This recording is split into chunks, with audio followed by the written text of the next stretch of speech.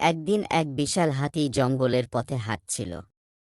হঠাৎ তার পায়ের নিচে একটা ছোট্ট পিঁপড়ে এসে পড়ল।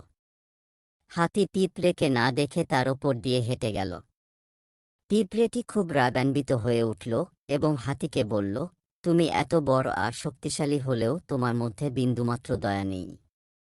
তুমি আমার ওপর দিয়ে চলে গেলে আর আমি প্রায় মরে যাচ্ছিলাম। হাতি হেসে বলল, তুমি এত ছোট যে তোমার অস্তিত্বও আমি অনুভব করিনি। আমি কিভাবে তোমার ক্ষতি করতে পারি? পিঁপড়েটি তখন বলল, একদিন আমি তোমার প্রতিশোধ নেব, দেখে নিও।